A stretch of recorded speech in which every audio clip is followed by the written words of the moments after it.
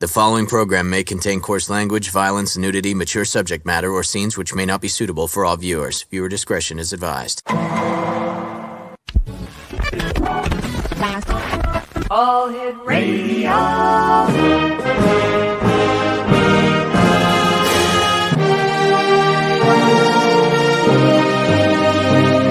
Welcome to the X Zone, a place where fact is fiction and fiction is reality. Now, here's your host, Rob McConnell. And welcome back, everyone. The final hour of tonight's show. We've had such a great show. We had, let me see, Charlie Rumba and his song Aliens and Bob. Last hour, we had the Swami Tirtha, the Orange Cowboy, with us. And right now, we're going to be speaking with a gentleman that I've had the pleasure of speaking to many times over the past 33 years. He is one of the most respected parapsychologists when it comes to the paranormal. And of course, I'm talking about Loyd Auerbach. And Loyd, welcome back to the X Zone. Great having you with us. Thank you for joining us tonight, Loyd. Thank you. Thank you very much. Very good to see you, Rob. Good seeing you too, sir. I think the last count that we've had you on the show over the past 33 years about 14 times. Sounds about right. Yeah, and you're one of the most highly respected people in this field, and we're always honored to have you with us, Loyd, because I know you're a very busy man. You're teaching courses all over the place. You're doing paranormal investigations, and are you still doing the chocolates? Once in a while, I got so busy with other things. I'm making them. Certainly for myself, but and for friends, but it's I'm not really trying to do a protracted sale thing. All right, at the moment. Down the road, when I retire, I'm hoping to open a chocolate shop. Oh, I don't see you retiring, Loyd. I don't think you're the retiring type. I think you and I are retirement. Yeah, I'm still waiting. Listen, for the viewers who haven't had the opportunity of knowing who you are, can you give us a little bit of a bio, a little bit of who is Loyd Auerbach? Well, somebody who's been interested in this subject of psychic phenomena since I was a little kid. I have a master's in parapsychology from John F. Kennedy University, which is now merged into National University. Been in the field for 43 years. My gosh. Pretty much as of last month. My first investigation, which was in one of my first graduate school classes, was 43 years ago. I think it was last week. It would have been 43 years.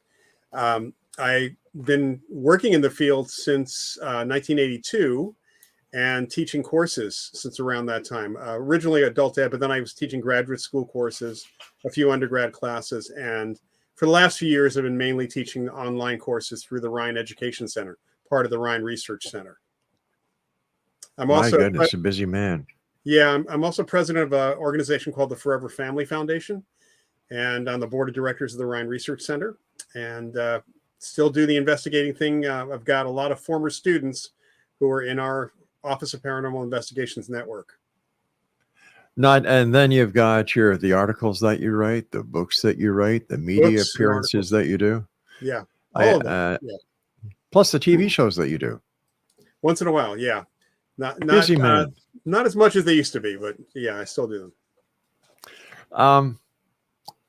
Can you describe what a parapsychologist is to the audience? And is parapsychology a science? So the field of parapsychology is absolutely a science. In fact, the Parapsychological Association is a member science, a member organization of the American Association for the Advancement of Science. There is two aspects to the field. Field of parapsychology studies psychic phenomena. So we study experiences, phenomena of consciousness, such as pulling information from the world around us without the use of our normal senses. We call that extrasensory perception.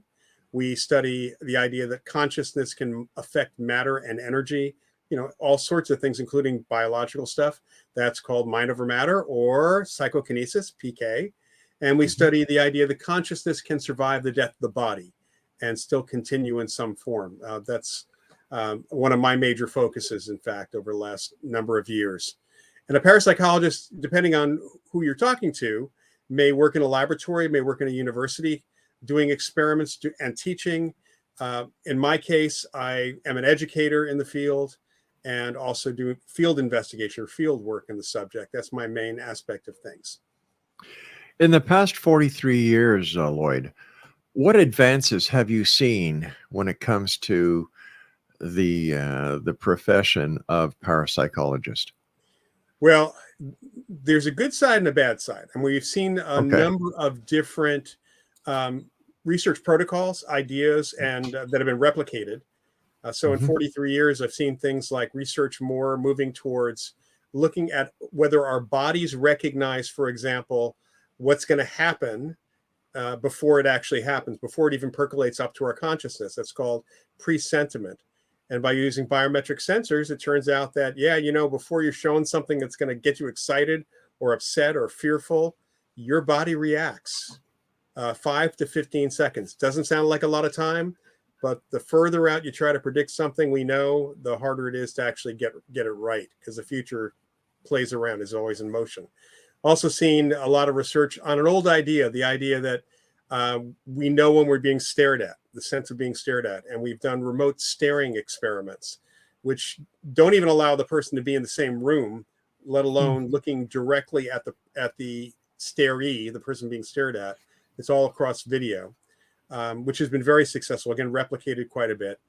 There's been an enormous amount of work in remote viewing. Of course, the U.S. government program, which is also part of, it's the focus of the book I co-authored with the director of that program, the Stargate program, Ed May, and that's called ESP Wars.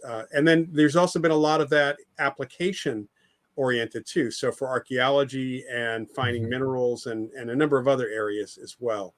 And then probably the biggest area, it's not that big really, that is new, is really a concerted effort to do research with spirit mediums, with evidential mediums.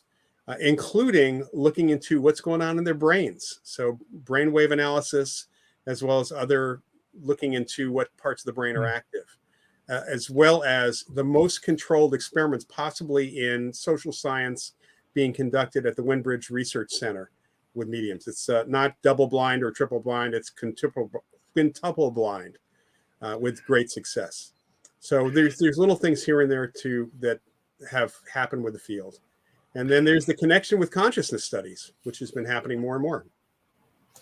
When it comes to the evidential mediums, and the research that's going into that, have they undergone what's the word I'm looking for here? Have they been put through MRIs when they're doing their mediumship, and what have the results of the MRI shown? Well, there's been functional MRI, which is not the same as the MRI that we talk about with full, you know, you're going into that tube. That can't be done.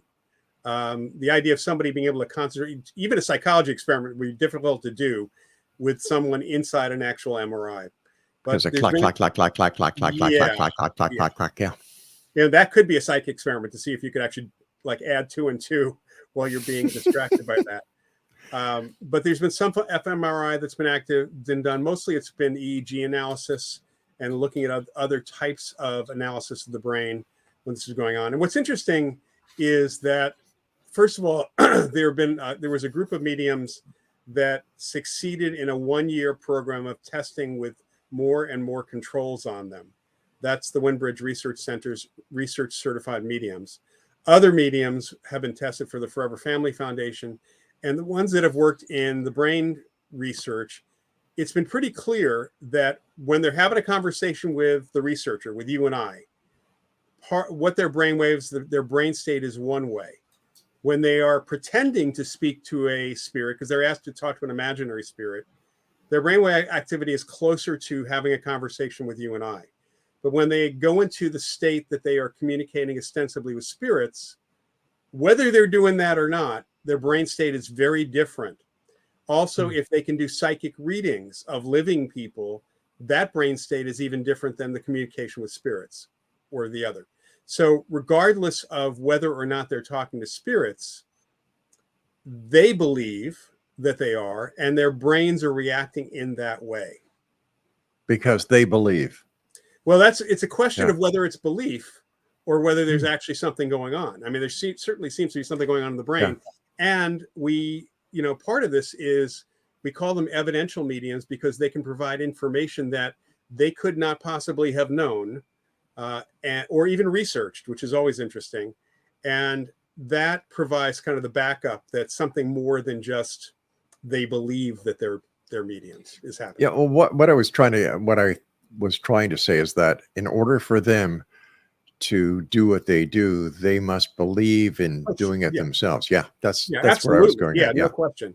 Yeah, I mean, an athlete has to believe that they can do what they can do. Yes, that's right. If we can only get politicians to do that, we'd be all set, Loyd. I think that there are some things that are impossible in this universe, and that might be one of them. Loyd, you mentioned the Forever Family Foundation. What is that? So the Forever Family Foundation is an organization that was started back in 2004, 2005, when a couple lost their daughter in a car crash. And it was a spirit medium, actually, who was brought to Fran Ginsburg through a neighbor who started actually helping her with her grief. Bob Ginsburg, the other founder, absolute skeptic, didn't believe in any of this stuff. In fact, he'd used some very choice words, would have used some choice words back then. I know, and he still does once in a while.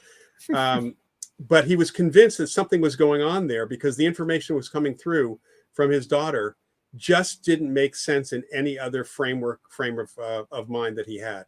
So they decided to start an organization by gathering first other people who also lost their kids, specifically, were having problems with grief. And it turned out that mediums, and there've been clinical studies, mediums can actually help alleviate grief. And so they really wanted to bring in, first of all, find a way to certify or to test the mediums and also check into their ethics and make sure that they were on the up and up, that they actually could participate in the grieving process with family members and help. They brought in scientists to create the tests. And part of the mission of the Forever Family Foundation is not only to support mediums in the family grieving process, but also support dissemination of information from scientific research on life after death, which is one of the reasons I'm involved. Last weekend, in fact, we had one of our grief retreats, grief transformation retreats. This one was in California. And, this is the third one I've been to. It's absolutely mind-blowing what happens over the course of the weekend with these people. And it's not just the mediums. There's also a grief counselor there. Somebody talks quite a bit about that. I talked about the evidence for life after death. But hearing from these people at the end of the weekend it's thrilling. And they were surprised to hear that the organization is all volunteer. No one gets paid. In fact, it's free to join the organization. Loyd, stand by. You and I have to take a break. But before we do that, is there a website for the Forever Family Foundation? It's foreverfamilyfoundation.org. Loyd Auerbach is our special guest this hour, Exonation, and Loyd and I will be back on the other side of this very short break. Don't go away.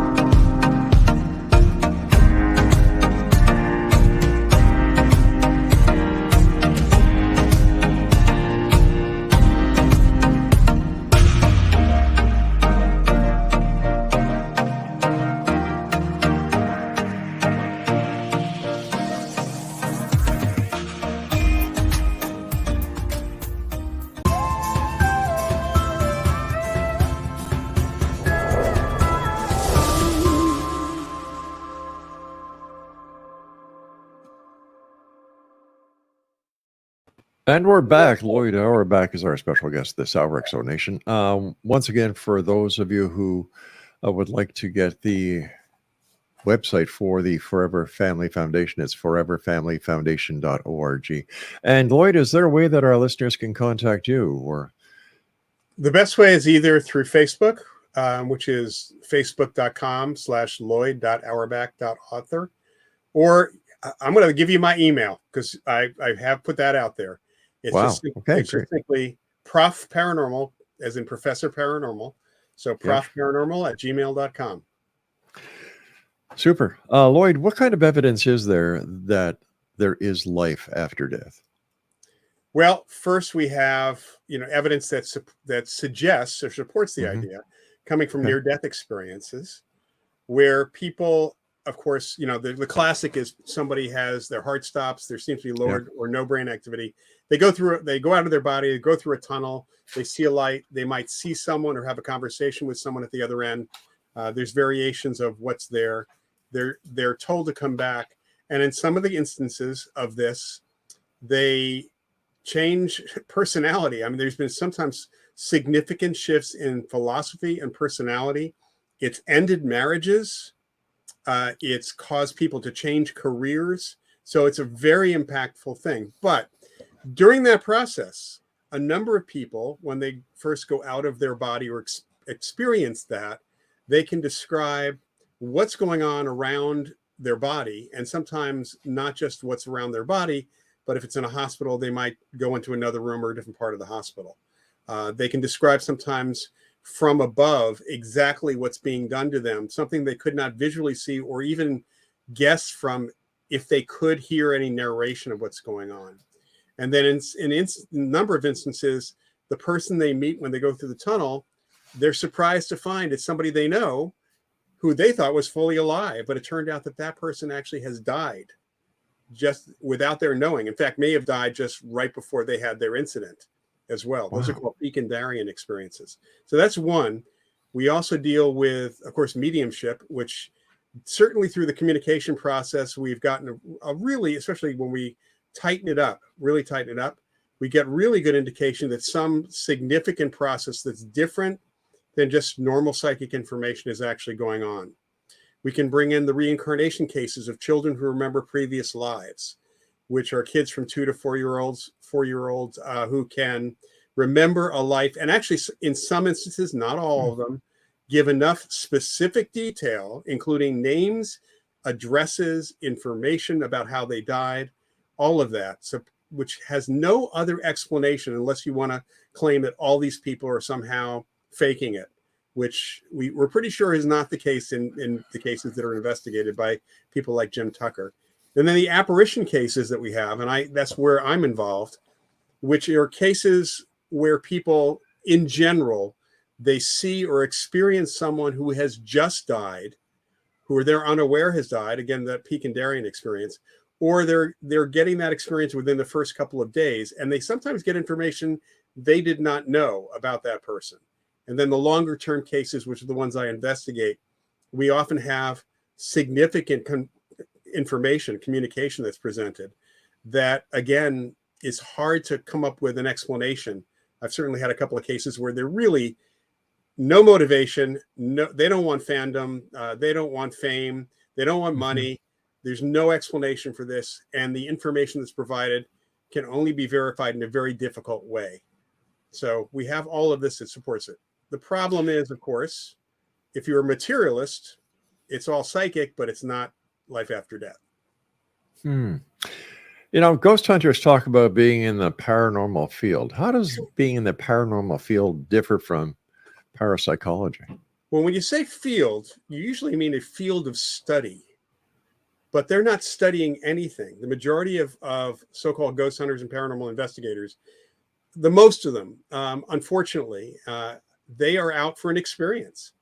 They're not studying anything. They're not actually, they don't read anything except maybe things put out by the TV folks. Now, there's a small segment of them that are really interested in understanding the why. Why are people having these experiences? What's behind them? But parapsychology studies why people have these experiences, the kinds of people that have these experiences. We try to gather evidence in a concerted way. We look for alternate explanations, which certainly most ghost hunters rarely ever do. And we question quite a bit. And the very fact that so many of them are using devices they see on TV that cannot possibly detect ghosts, but they think they do, is a whole different piece. It's not scientific. It's hobby is what it is. And I know I pissed off ghost hunters saying that. It's all right. You I know, happen to feel the same way you do about it. yeah, it's really, I've been trying to, my head's been bonking against the wall for years, for decades, trying to get folks to even pay attention to good sources of information. And I have on 2 occasions at 2 different events I went to. I don't really go to those ghost events anymore, but I've had people say to me, 2 different people say to me, why should I listen to you? You don't have a TV show. Oh, you've got to be kidding. No, I wish I was. That is sad. That is sad, Yeah. Loyd. Yeah. But that's, I mean, there's so many of them that want to be on TV. I mean, now they can make their own shows for YouTube. But when back in the 2000s, I was going to some events or meeting ghost hunters or having them contact me. I'm making a TV pilot. It's like, good for you. Yeah. Yeah, I remember those days. Yeah. Yeah. Why do you think people are attracted to these TV shows? And in my experience, I don't have the experience that you have, Loyd, when it comes to parapsychology or investigating the paranormal. But I watch these shows and I say, what a bunch of crap. Yeah. Well, I think some people watch them for that very reason. I know people who know something about this field and they're entertained by them. Now, you know, hopefully the idea here is they're supposed to be entertaining so they can get ratings. But what happens is folks see these shows, they see regular people like plumbers doing this investigative stuff, which is very exciting because the producers make it exciting, or at least for those people who think that they can do it or want to do it too. So there's an emulation thing that's going on, and that's why they watch the shows. Fans of one show might watch all the shows, but they might follow the methods that they see on one show and with one team on TV and basically say that the rest is just entertainment. I've heard them say that too. So the subject matter is interesting. You know, the experiences of ghostly phenomena, regardless of what it is, it's interesting, even if it's not ghostly, if it's got an unusual explanation. But the shows, because production has made it into these just a template of sorts. There's 2 different variations of it, really. That's attracted people who want to do it themselves, and they watch the shows to either pick up tips or because their heroes, their TV heroes, are doing it. What is your take on EVPs, electronic voice phenomenon? Well, there's actually been some really good research before the TV show has made it popular. And that goes back to the 1940s, actually. But it has to be very carefully done.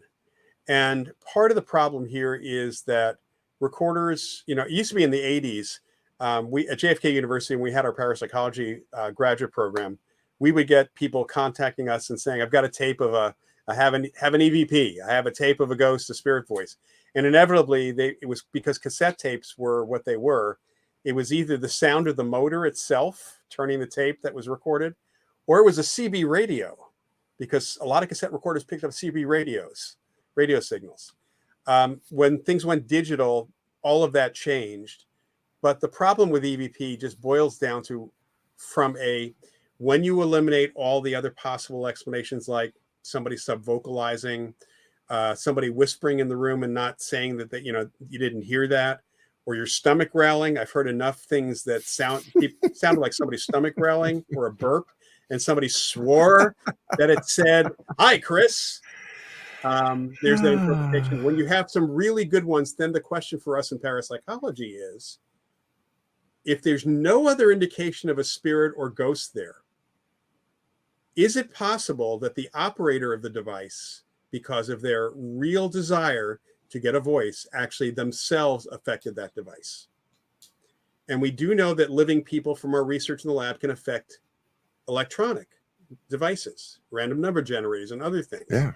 So it's entirely possible that the people who always get EVP, because I've met those people, they're the ones who are putting that information on the recorder, not a spirit.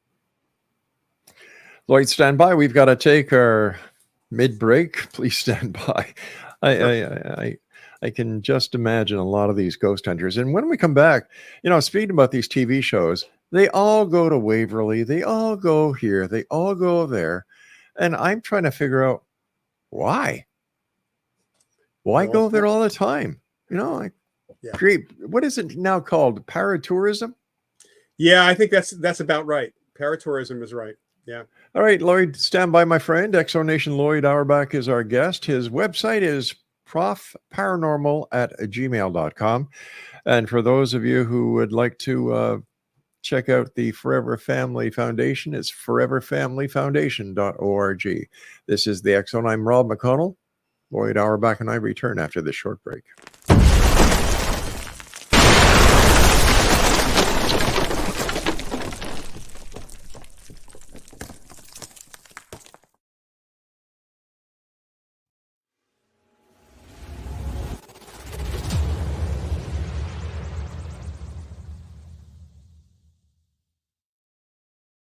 So I was watching the X Zone TV channel last night when I was abducted by aliens, and they kept repeating to me over and over again, simultv.com, simultv.com. What's simultv.com? That's what I asked them. They had it written on the side of their UFO. How do you spell that? UFO. No, I mean simultv.com. simultv.com. simultv.com. Right. simultv.com. Interesting that you were abducted by aliens in a simultv.com UFO last night. Oh, yeah? Yeah. Now that you mention it, I remember now last night I was awakened from a deep sleep. My great-grandmother was standing there. She said she'd come from the hereafter to tell me about simultv.com. She even spelled it out for me. simultv.com, sonny boy. simultv.com. simultv.com, sonny boy. Wow. Yeah. Guys, you'll never guess what my psychic guru just told me. simultv.com. Exactly. Are you guys psychic too? Of course. We all know about simultv.com. simultv.com.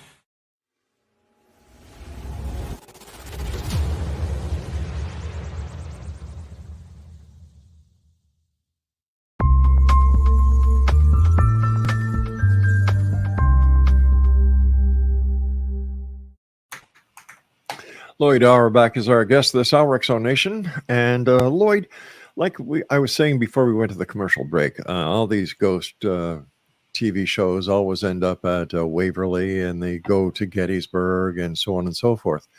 As a professional parapsychologist and a professional, and I'm underlining the word professional in both those words, paranormal investigator, why is it that these spirits, if they're really there, tolerate all the intrusions into their privacy? And why don't they just go somewhere else? I mean, the spirits, not the investigators. Well, I question whether there really are spirits at a lot of these places. Yeah. First of all, there is a limit to the number of places you can go to for some of these shows, and they tend to want really spooky locations, especially ones with history, because the history at least enhances the story in many respects. We have to make a distinction, and we do make this distinction in parapsychology, even on the shows they sometimes do, between an actual entity, a conscious entity we call an apparition, a ghost, and what are called residual hauntings, or for us just hauntings. The idea that the environment can record emotion, it can record information, and that living people can pick that up. I mean, it's not limited to dead people. It also, the living leave these impressions behind. In fact, only the living leave these impressions behind. So a sanitarium, a closed hospital that had terminal ward, even an open hospital that has a terminal ward, people may feel the emotional downplay, the negative emotion that's there, that was left there. They may actually see get impressions of people who were there, but that does not necessarily make them conscious. In fact, it generally doesn't. So when they're doing these kinds of things and they're going in and they're getting EVP and trying to communicate, there's a problem here. And that is, if there's not a conscious entity there, then there's no one to communicate with other than yourself, your unconscious, or other people that are present. And there's a lot of that I see in the locations. On the other hand, there are a number of locations. I mean, I was contacted a few years ago by a reporter here in the Bay Area who wanted to know if I wanted to come along. She was invited by a local ghost hunting group to go to this deserted, abandoned mansion in the hills above Stanford University. Some rich guy lived there a long time ago. It's been empty for 20 years, and they were going to investigate the place. And I asked her to ask them several questions. Number one, if nobody's lived there for 20 years, how do you know it's haunted? Number two, who owns the property? And are you going to be trespassing? Yeah. And so she said, came back to me, said, I'm not going. She said, they don't know who owns the property, and they have no reports that the place is haunted, just that it's abandoned. It's been left empty. And Unreal. that's typical. You know, I have met people who just are looking for those places that look spooky. And certainly TV was looking for that. So they're actually, you know, maybe they have a couple of ghosts that are following them around. Maybe, eh? Screwing with them. You know, if you're dead, you may be a little bored. Loyd, in your opinion, is there a connection or a common thread between those people who are ufologists or have claimed to be abducted by aliens to the people who are Bigfoot investigators and those who have seen Bigfoot and those who see ghosts and hauntings and so on? Not really. I mean, there might be individual experiences. I've heard that some people who claim to be abducted by aliens have a psychic opening, so therefore there might be something there.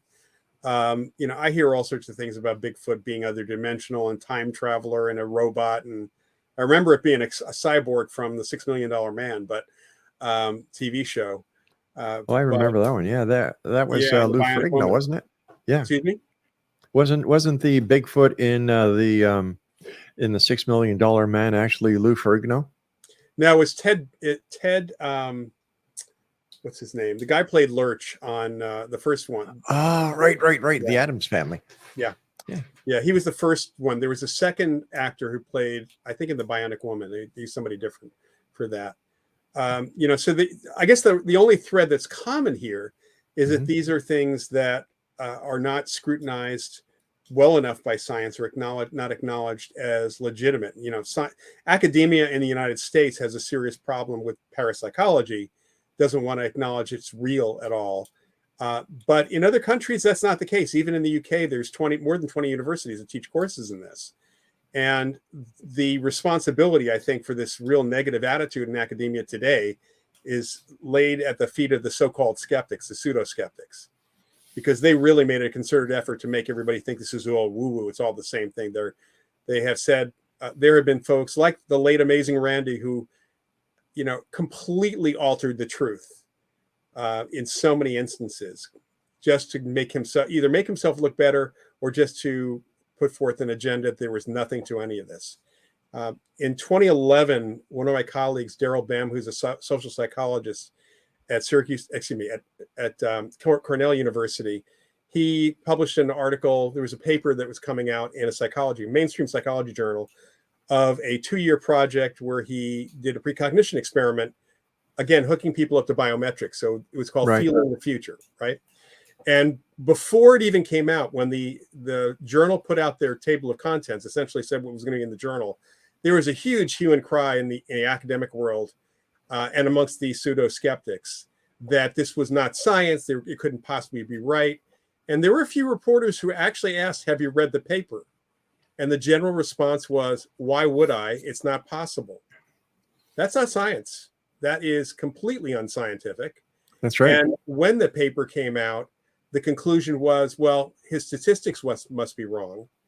But then very good people in the world of statistics looked at his stats and said, there's nothing wrong with this. So either ESP exists or we have to rethink the form of statistics that Daryl Bem actually used, which also is applied to a majority of psychology experiments and other types of scientific experiments.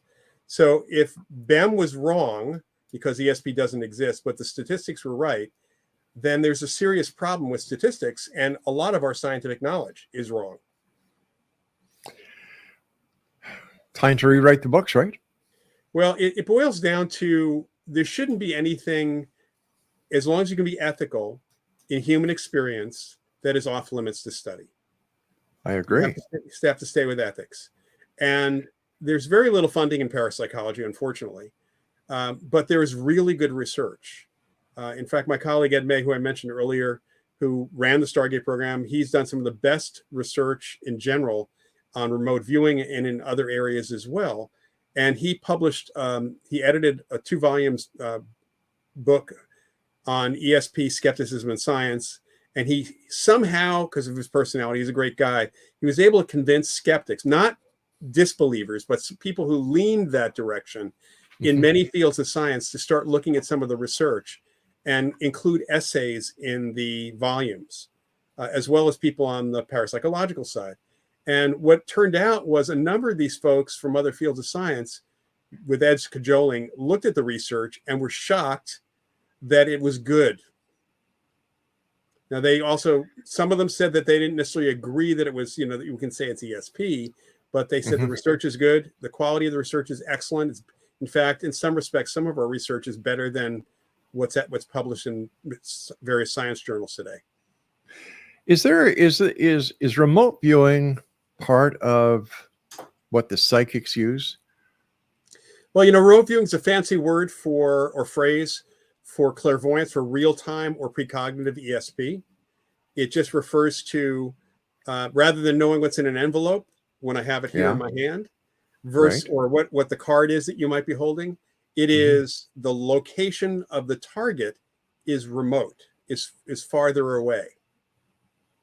In fact, Ed likes to talk about, our book actually has the Russian side of the story as well, because Ed and Joe McMoneagle, who was the #1 viewer in the U.S. program, got to know some of their counterparts in Russia in the early 1990s, and found out that they were training a lot of people in the army to do remote viewing. And this General Alexei Savin, who was one of the people running the program, said we had remote viewers in the tanks in Chechnya during the Chechnyan conflict to help the tank guys know that when they went around the corner, there might be somebody with a rocket launcher. And Ed loves to say, Ed says, well, how far away was that? And they said 40 feet. It's like, well, that's not remote. So it's literally just a phrase covering ESP, getting information from a distant location or a distant time space site. We were talking before about other aspects of the paranormal. And when it comes to evidence, we talked about the, life after death. And is there any evidence for ghosts or apparitions? The real evidence is, and first let me back up and say that parapsychology is a social science. We're dealing with human experience. Right. Psychology is a social science. Anthropology is a social science. All right, so that's important.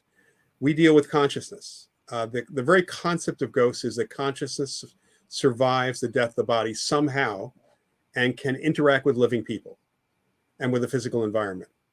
So that said, based on people's experiences and some physical indications, like usually physical activity that's unexplained, when there's something else going on with the ghost, so to speak, we can say that there are really good cases that support the concept that some people stick around after death and can in fact interact. Now, there's actually an alternate within parapsychology. We're not like a solid state model here. There are a number of people who are more materialist within parapsychology who have a different ESP perspective on what that apparition might be, that it's actually something very different, that's not conscious. It's just that when you pick up the information, you make yourself think it's conscious. But we have too many cases that are highly interactive with multiple witnesses across time that strongly suggest that some people at least can survive the death of the body and stick around. Fascinating. One quick question before we go to our final break, Loyd, is the TV shows and Hollywood, have they been an asset to legitimate paranormal investigators and parapsychology, or have they been more of a deterrent to reality? Well, I think there's a good and bad here. The good is that it's brought people, the paranormal TV shows especially, have brought people out of the woodwork who might never have admitted their interest in the subject. And of those people, some of them realize not too long after they get into it that there's more to look at, and then they might come over to our field. So we are getting, for example, the courses I teach for the Rhine Center, we're getting a lot more students than we have over time. I mean, we're going up in the number of enrollments that we've got. And that's, I think, because this is being talked about a lot more. On the downside, we have an awful lot of people that are doing bad stuff. I get calls from clients, from people who have had the local ghost hunting team in, and they get freaked out by the local ghost hunting teams. Sometimes that team will run screaming from the house in the middle of the night because they got an EVP that sounded like a growl, and they immediately say there's a demon here. And they also don't look for normal explanations. So we have to sometimes follow up with these people to kind of help calm them down, help them get past their fear, and give them a legitimate possible explanation for what might be going on. So that's the bad. And then, there's a lot of other, problems in terms of perception of our field because of a lot of that, what we see on reality TV. You and I have to take our final break, Loyd. Please stand by. And explanation, Loyd Auerbach is our special guest. His email address is profparanormal@gmail.com. And once again, for the Forever Family Foundation, their website is foreverfamilyfoundation.org. And we'll be back as we wrap up this week here in the X Zone from our broadcast center and studios in St. Catharines, Ontario, Canada. Don't go away.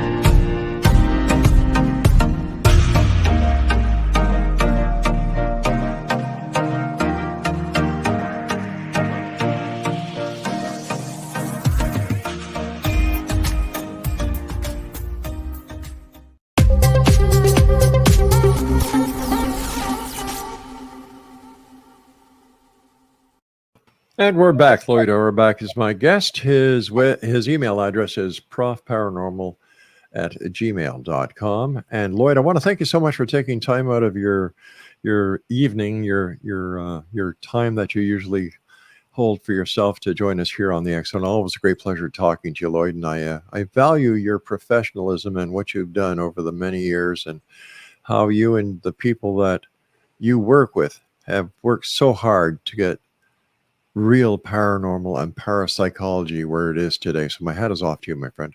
Thank you. Thank you. Why is everything on TV now demons? Where these ghost investigators or ghostbusters or whatever the hell they want to be called these days go in and yelling and try to provoke. Yeah. Why would anybody in their right mind do that?